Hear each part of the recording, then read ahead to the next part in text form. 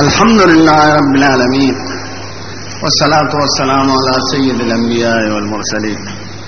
وعلى آله الطيبين وعلى أصحابه. بسم الله الرحمن الرحيم. د حیض او د استحاضه او د نفاس مسائل دا لګران دي، به خصوصا د استحاضه مسائل. نو دا به پورا په تفصیل سره توس بیان کوم ان شاء الله. نو بخاری کې به تفصیل تاجت نه انت به د بخاری ابواب او خیال کوي ځکه دا غا ابواب ګران دي. مسائل بم ذهن نشین. نو یو څو خبرو ته مخ کې خیال لره.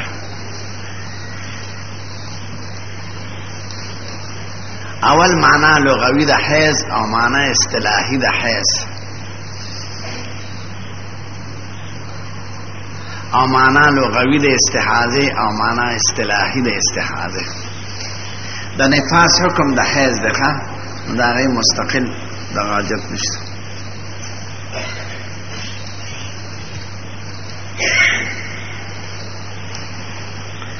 دیم بیان د نوم د حیضونو په حدیثو کې څو راغلي دي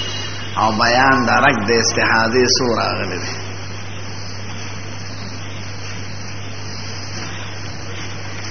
دریم احادیث د حیض او د استحاضه او طرق داغه.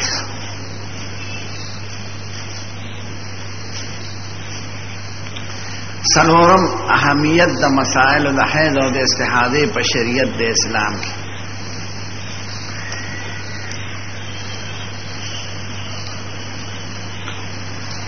پنځم اقسام د مستحاضو.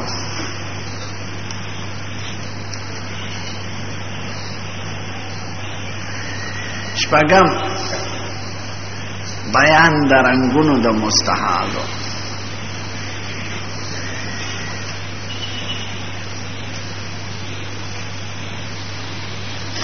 او اتم چې د ورته اشاره کړې دا واره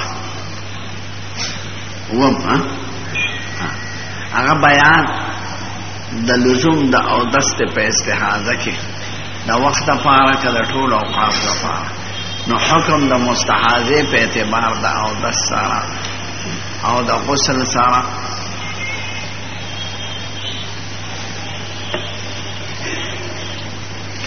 نو دا تمخ کې هم شرط یاد. دا د بخاری د پاره ده.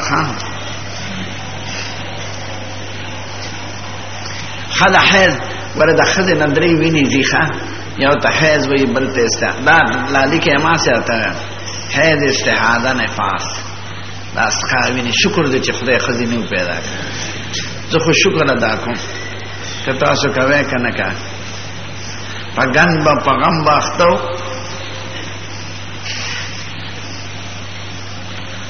چې خزه درته څومره ډولې ښکارې دومره ګنده ده. نو زه خو شکر وباسم چې شکر دې خدای پاک قدرت پیدا کړ.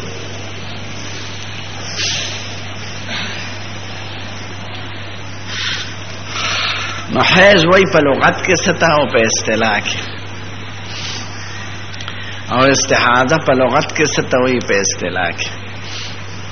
او نفاس هم ورسره زده کې. لکه درې واړه اقسام د وینو دي. حیض وای په لغت کې سیلان ته بیدو ته، حوض ته ځکه حوض وای چې دې ته سیلان د اوبو راځي. د حی او د واو او د ضاد ماده دلالت په سیلان کوي.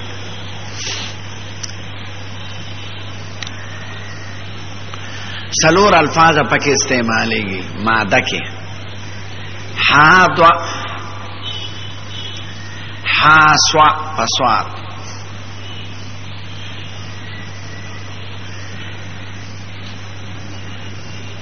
حاد جاسوا. نو حادوا حاسوا حاد جاسوا د دې ټول معنا د بيدو ده. عربی کې وی حاضت السمرا د بیرنا او بو بيده بیر کې اوبر ذکر او حاضت زبیو د حسین سوی نبی نه لاړه په دې حیواناتو کې په سوا کې حیض راځي پیشو غوا میخه کې نه راځي او په دا کې راځي سوا کې او حازت المرأة حاسوت المرأة حادت المرأة جاسوت المرأة دا ټول په معنا لغتن سیلان ته وي بيدوت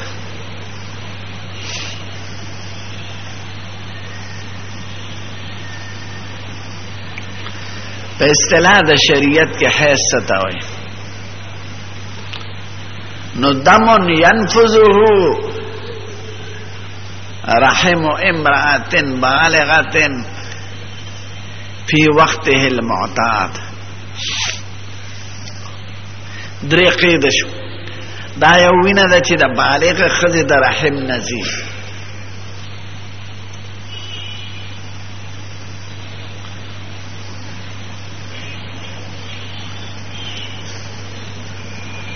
نو نابالغ هغې ته حیض نه وایي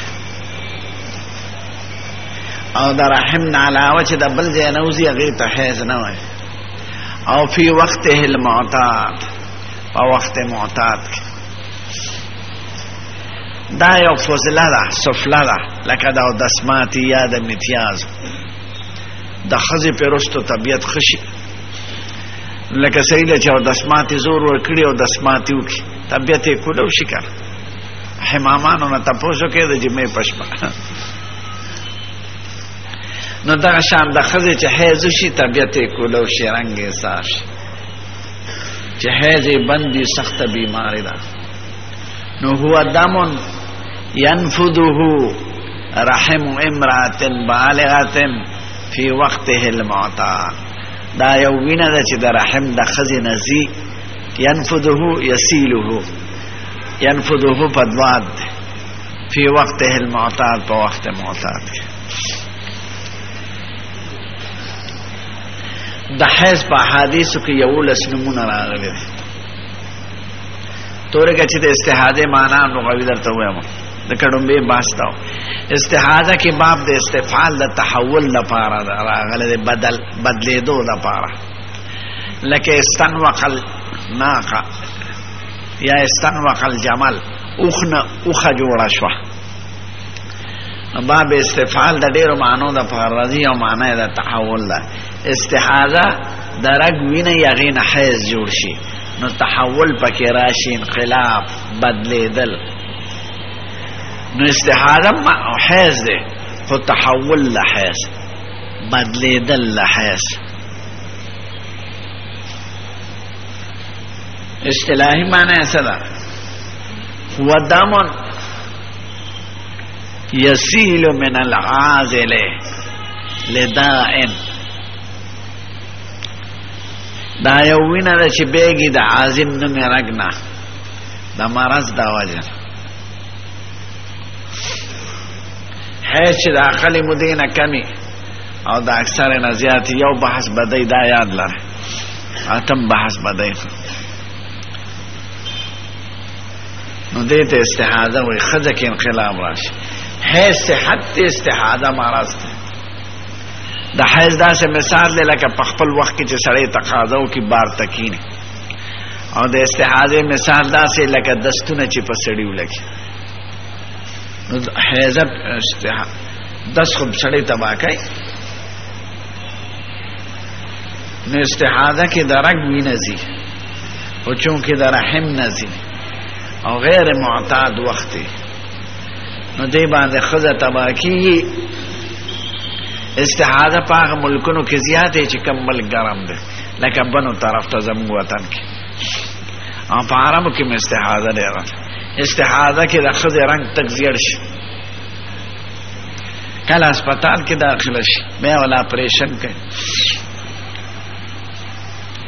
نو د حیض نه پس صحت راځي او د صحت نه پس مرض دی دا په استحاضه کې هو دمون یسیل من العازل عازل د رګ نوم دی لداء د مرض د وجنا استحاضه بعض ښځو دومره سخت بوی کوي چې خاوند ورته نږدې کېدی نشي ټوله معامله خراب حیث کم خاون نشی نزدے کے دے او استحاضہ خو پا حکم دا طهر کے دے اجازت شتا خو بعض استحاضہ کے سخاب بوئی گئی او خدا پا مرض مبتلا حیث مثال دے دا کڑو کے چرگی و آدم کڑے دے کانا نو پخپل دا خاون نا اجتناب گئے زکا ټول سامان خرابی کڑو کے چرگ تزان ورکے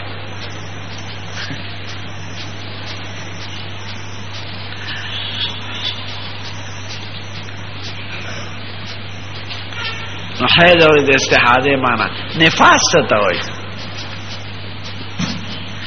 دمن ينفذه رحم امرأة عقيب الولادة دا یو وینه چې د خدای د رحم نزيد ولادت نه پس د خدای ناشنا قدرتونه خزه کې حیض پیدا کړی دی دا د ماشوم د تربیت دپاره لکه سینه والا پیدا کړی او سینه کې پیدا کړی دا خزه خو خپل په نه ویری دا خدای تنظیم د تربیت کړي چې نسل انساني روانه نو چې دا سړی جمعو کې د خزه سره او خزه امیدوار شي حیض بند شي نو د سړی د نطفه نه اډو کې پیدا کیږي د انسان او دا خزه دا غوینه نه غوخه او پوستکه نو چې کوم وخت روح پکو علي شدري میاشتې او تل سره پاس نو خدای ول د نوم په نظام ذریعہ غوینه کې چې کوم اصلي جوهر ده وینه به چان کې خدای پاک نو هغه کله حصہ د وینه جوهر اده نوم په ذریعہ غذا ده د ګرځي د لاس جوړيږي خپل جوړيږي غوږ جوړيږي او دا غي ګنده وینه څخه جمع کیږي ذکر رحم خپل بند نو دا کمی خزی چه حیض نرازی دا غی اولادم نکیږي ځکه دنه خدای ذریعہ دنه شونه ما پکې نشته نو بچیم پکې نه پیدا کوي کمی خزی چه حیض نرازی اولاد نکیږي دا خدای عجیب نظام نو چې بچی روشي هغه نوم ولا پریږي هغه ښاوینه چې جمع شوي هغه د نفاس په شکل کې وزي هغه ګندې خټه تورې ځکه دا غین هغه جوهري قیمتي اجزا هغه د انسان په بدن کې نه نوتی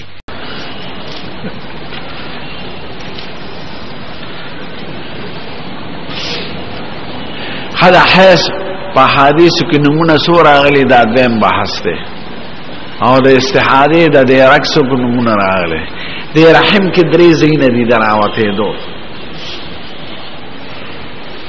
یو د رحم د پاسه رګ د استحاضی وینا هغه د غوښلیږي یا ټوپ وای چرته خدا مرز دا وای ایو خالص رحم ده په وخت معتاد کې ته صاف وینا راځي او د نفاس نه بس به ګنده وینا جمع شي ادا لاندې زین راځي د رحم خلدا سخکته ده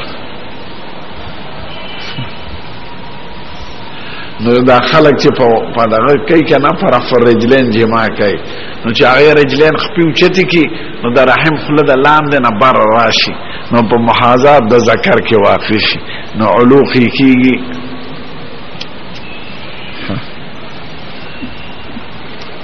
د خدای عجیب نظام دی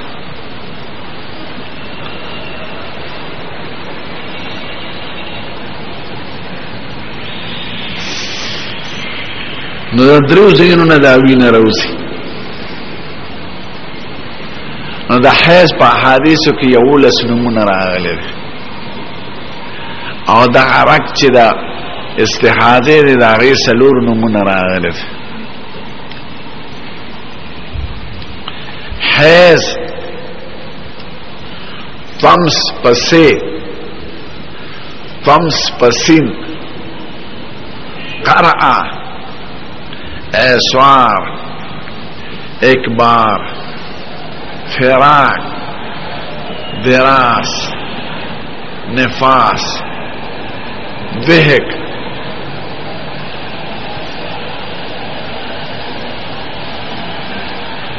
یو نوم پکې نفاس هستم وای خو باب د نفوسانه ندا نفسا.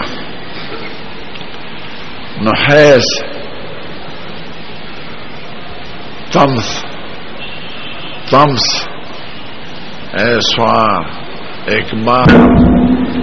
فراق دراک او ضحک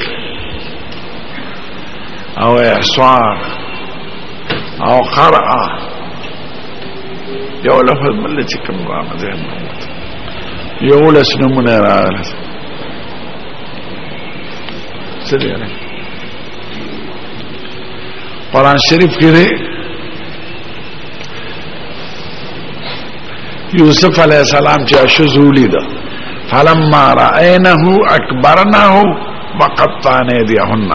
یو تفسیر کې دا راځي اکبرنه حزنا، او د ابراهیم علیہ السلام په قصه کې دی وامراته قائمه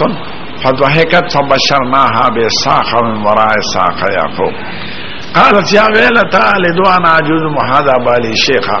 إن هذا لشيء عجيب. فضحكت فحازت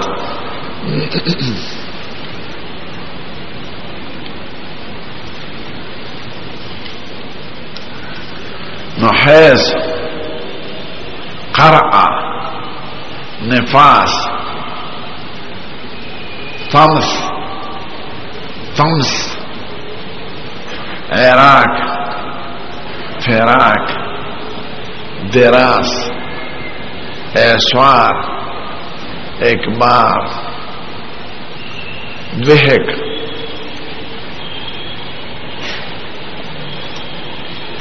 یولس نمونه راغلی. د استحاده د درک سلور نمونه راغلی دی. عادل پزان لام، حاضر پزیر،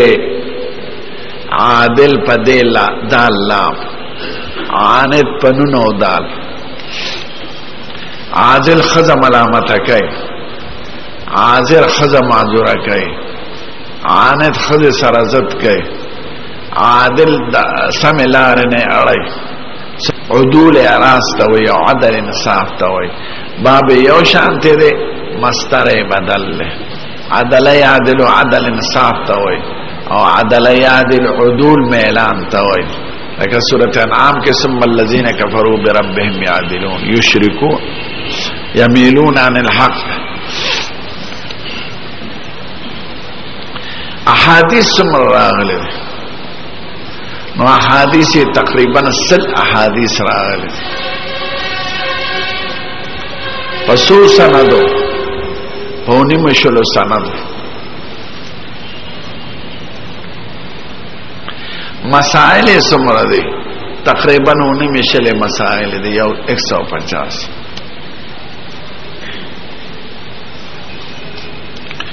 رنبی کتاب پہید اور استحادہ کی امام محمد ابن حسن شیبانی لکھل. امام نووی سے وہی دا مسلم پر شرح کے کہ پہید اور استحادے بانے ما غٹ کتاب لکھلو ہماوی طالبان دا نشکتے نو پشر محذب دا نووی کے 200 صفحوں کے دا حید اور استحادے مسائل او عارضۃ الاحوازی کې وی د ترمذی شارح کې چې ما د حید او استحاده په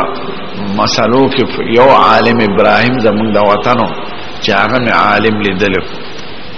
خدا چې حدیث کې درجه لګه کمزور و دومره مسائل شان دی راجمع کړ. او مفتی شفیع صاحب کتاب لیکل دی الاستفاضه فی بیان الاستحاضه. او زمان شاگرد مختار موی صاحب او دا دی سید اللہ شاہ صاحب دی پیر دی مختار دین دا کربوغی ناغم تخصص پر حیث کرو پا کراچا کی دورہ ما سارا کرد نمی لکلی دی کتاب الحیث.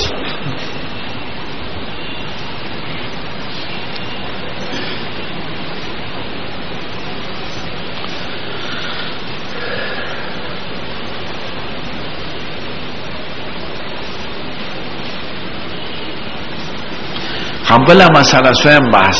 اهمیت د مسائل په اسلام کې ځکه ډیر مولیان ډیر خلک خاندي د لیډران چې مولیان له بغیر د حیض او د استحاضه او د خزې د پرتوب د مسلې نه بل څه نه ورځي دا نو وبسه په خپل زمانہ کې لیکلي دي چې ډېر باطل خلک جاهلان خان دي مولیان پوره چې دی خدا حیض او د استحاضه مسائل وای خو دوی د دین د اهمیت نه دي خبر ځکه د عالم د اسلام خدای خبرې دي عقاید دي اعمال دي اخلاق دي نه د دې اعمال سره تعلق ده زمو حکار دار مو خدا لارو موټر جوړولو ذمہوار نه لګش حیض او استحاضه مسائل ولې ضروری دي د دې تعلق د نصف عالم اسلام سره د برای راس او د نصف ثانی سره د بالواسطه عالم اسلام یا نارینه دي یا زنانه دي کنه مسلمانان نارینه دي او ځان بلکې مارته زنانو شمیرو زیات دي د دې مسائل تعلق د نصف عالم اسلام سره ده د خزه سره برای راس او د نصف د خاون سره بالواسطه ځکه چې خزه حیضی خاون منځدکی او استحاضه په حکم د طاهره کې د نزدېکا یسلونک عن المحیض قل هو اذن فاعتزلوا النساء في المحیض آیات نه نفاس کې بنزدېکیږي نه قضا بداکه د حیض مسائل او تعلق د طهارت سره ده د صلات سره ده د حج سره ده د روزه سره ده د اعتکاف سره ده د لزوم د مہر سره ده د جواز د طلاق سره ده نو چې یو حکم د منځ سره د روزه سره د اعتکاف سره د دخول د مسجد سره د خیرات د قرآن سره د حج سره د عمره سره تعلق لري نو دا هم دي کنه دي هدا خذا به حرام ته نه دي هدا خذا به طواف نه کوي هدا خذا به جماعت ته نه دي هدا خذا به خیرات د قرآن نه کوي هدا به روزه نه نيسي هدا به مون نه کوي دا مسائل دي دا اهم دي کنه دي دا زمون د جهان یو مولا لیډر ممدودی صاحب لیکلی مولیانو پسې وی دوی د حیض او د استحاضه د مسالې نه خوانه دي نو دا ضروری دي کړي دي نو د حماقت او چې مولیانو پیرت اوس خو وفات ته خدای دې وبخي یو ځکه دا لیکل الکه دا ضروری نه دي نو وبي سه وای د اهل بطالت د جاهلانو په خبرو پسې مړه نووي صاحب د شپږمې سره عالم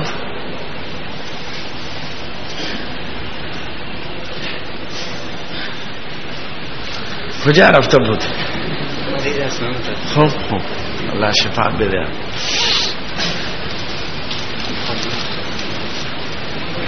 نو چې د نسب عالم اسلام سره د دومره عبادت او تعلق زده کول ضروری دي کنه او د سړی سره په واسطه د خزه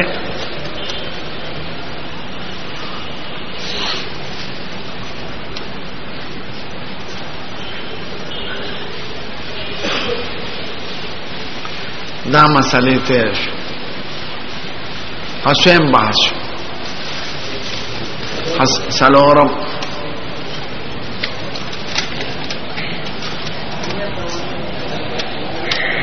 اهمیت د مسائل د حل ورپسې نه مستحاضه اقسام سود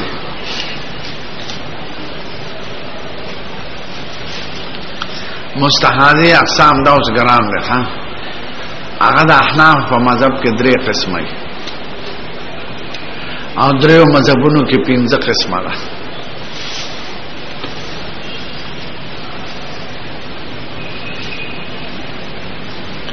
زمونږ دا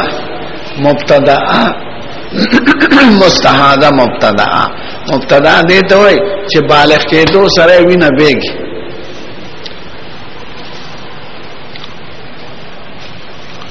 به معتاده ده مستحاضه معتاده دې ته چې اول خټیک وا اوس خراب شو نو مخکې نه عادتو چې ورځ به حیض راته اوس وینه به درېمه متحیره ده چې کله زیات کله کم یعنی حیض مختلفو کله به 3 ورځې او کله به 5 ورځې او کله به 4 ورځې اوس په استحاضه ولګیدا نو دې ته متحیره وای متحیره شپږ نمونه راغلي په حدیثو کې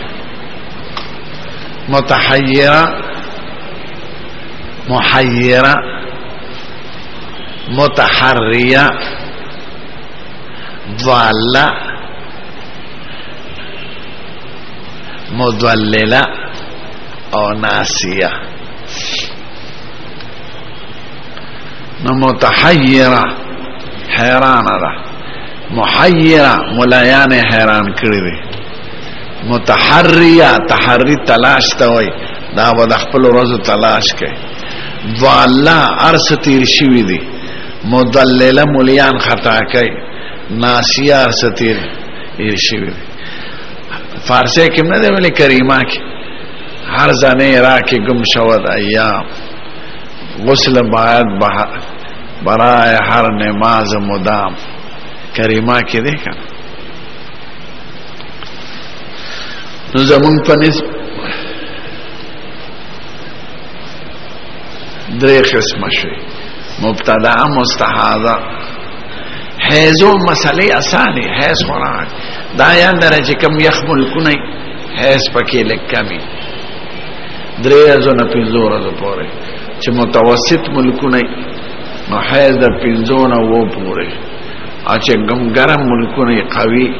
نو آلته کې حیز لږ زیات راځي 9 ورځې پورې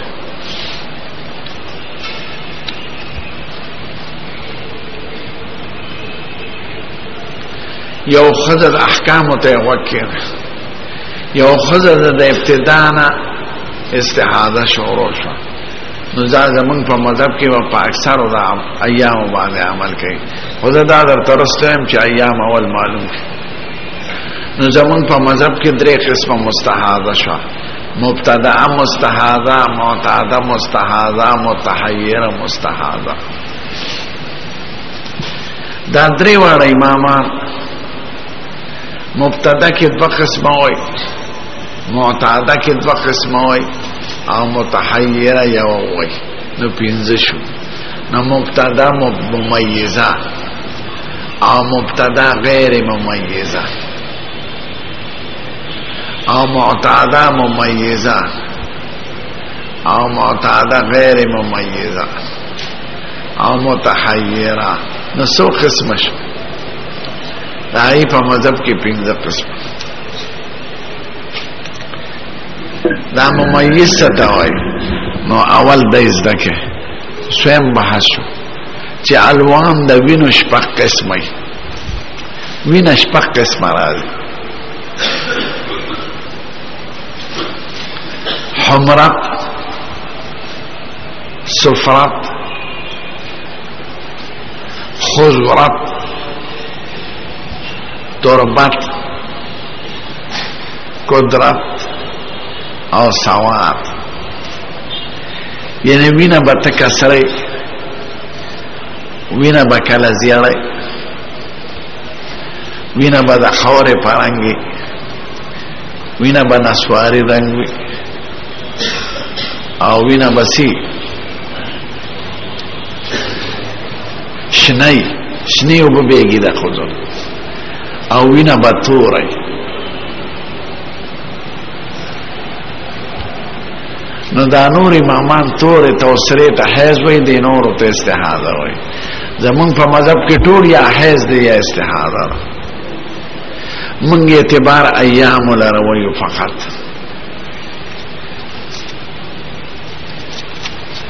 امام مالک صاحب الوان لروی فقط شافی صاحب و احمد ایام و الوان و دوار لروی حکم ممیزه بالایامی نو عمل با ایامو کئی او که ممیزه بالالوانی نو دا با الوانو عمل کئی او که دواړه تمیز وي نو شافعي صاحب تقدیم د تمیز باللون نه وای او احمد صاحب تمیز بالایام وای. مونږ وای چې څو پورې فرض سپینې وبتی نه راوته لکه د پوزې پښه اخر کې چې حیزه پاکي کنه نو سپینې وبتی راشي لکه د پوزې پښه حتی ترین القصة البیضاء نو قسم رنگ چی رازی که زیر رنگ رازی که شنی دا خوزن پرونم مانا تپوس کرو یو سری زمان دا خوزن زیر یو بزی آخر تپوس خو خده اما سلو تپوس که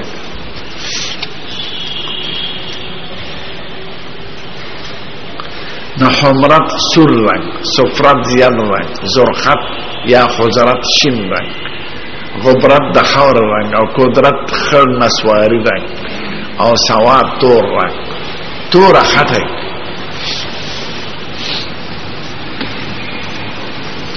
نو دا دریوانا امامان دی دریو وینو لم اعتبار وی منگا دا وینو رنگ لی اعتبار نوی زمون پنیز اعتبار پا ایامو دی د امام مالک سے پنیز اعتبار په الوانو ده او دا دواړه امامان دواړه وای الوان او ایام وای خو که تمیز باللون کولی شي جدا امام احمد سے به اعتبار تمیز باللون نه او شافعی سے وای چې په تمیز باللون ایام کولی احمد سے ایام وای او شافعی سے بالالوان وای په وخت د جمع کې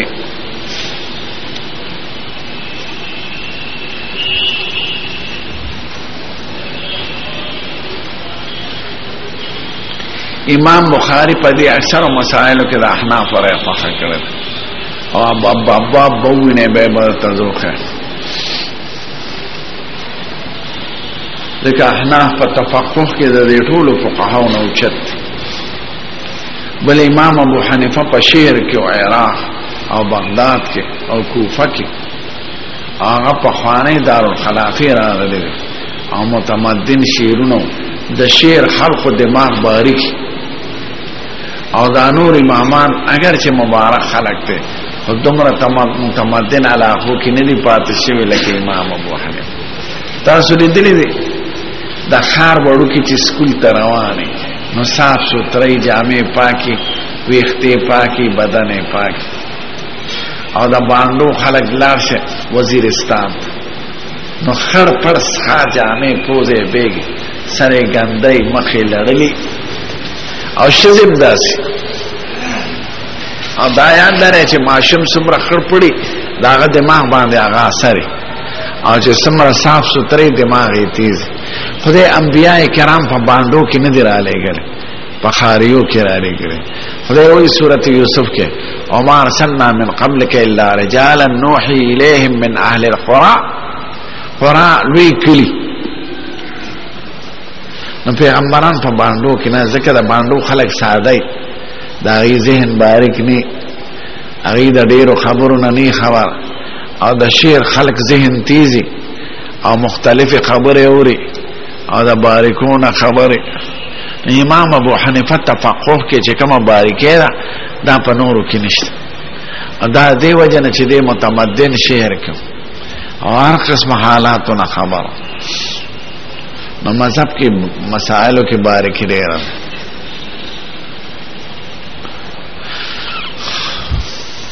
دا سو بحث شو هيا بل خبره پاتې ده ادا چې د حیض د کم ورځو نه کمې د استحاضه او د حیض نه زیاتې ورځو کې د استحاضه او د حیض پر ورځو کې وینه د حیض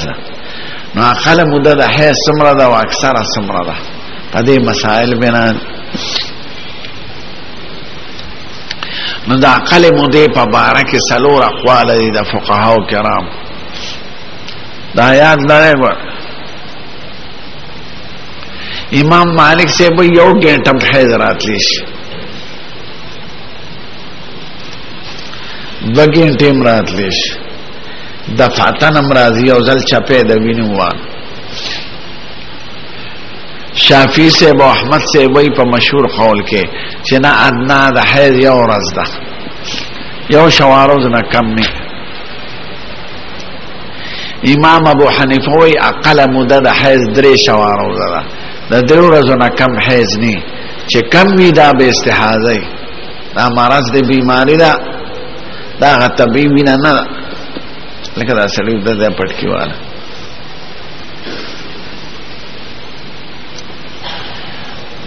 عبد الملک ابن ماجشون یو مجتهد دی په فقه مالکی کې، او ای ادنا د حیض 15 ورځې ده. نو امام مالک صاحب یو ګنټم وای، شوافی او حنابلہ یو شواروز وای، من 3 شواروز وایو، ابن الماجشون 15 شواروز وای. دا قلم ده او اکثر مده د حیض کې 3 قول دي. امام ابو حنیفه 10 ورځې دي، شوافی او حنابلہ 15 ورځې وای، او ابن الماجشون 10 ورځې وای.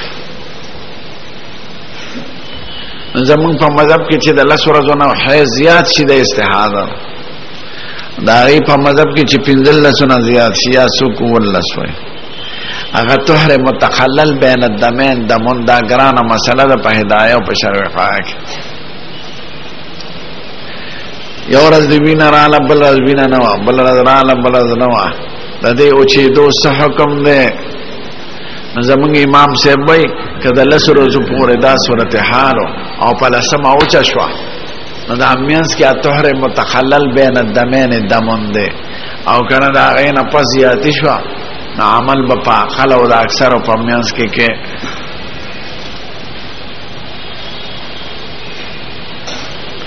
خچ رنگونه او روزه درته معلوم شي. نو اس مبتدا مستحاضه زمون په مذهب کې بدا په اکثر ایام عمل کوي، یعنی وینه پیروانه شو د بلوغ سره، نو لسره د بزان ته حیض حسابي حرام میاش او شل ورځې به استحاضه حسابي. استحاضه طاهره روجي بنيسي خاون و سره دا کار کولیش، تلاوت کولیش. او شوافی او دا امام دا نور اغوی یو اقل ورځ به حسابي یو ورځ، او معتاده زمون په مذهب کې یو خلی کله 3 ورځې او کله 15 ورځې او کله 10 ورځې اوس په استحاضه را. نو معتاده چې مخکې نه عادت معلومي، نو دا به عمل بالعادت کوي. 4 میاش په ورځې حیض راته اوس په بیماری رااله، نو په ورځو به عمل کوي. او که متحیره چې مخکې ورځې مختلفه وي او حیض کله به 3 کله به 15 کله به 9 او دا له سنن زیاتې ده، اوس زیات شو، نو دا به د عقل او د اکثر مودې په میانس کې هر منزل غسل کوي، یا جمع بین الصلاتین و بغسل کوي، او چې اکثر مودې تیر شي بس استحاضه شو پاکه شو. یعنی د 3 نه اقل 3 به مراتب 15 به مراتب وو به راتل، نو د 3 د وو په میانس کې به هر منزل غسل کوي، یا جمع بین الصلاتین فی غسل مکه، او د اکثر مودې نه پس استحاضه بس ته کوشو. دا خبر یاد لرم.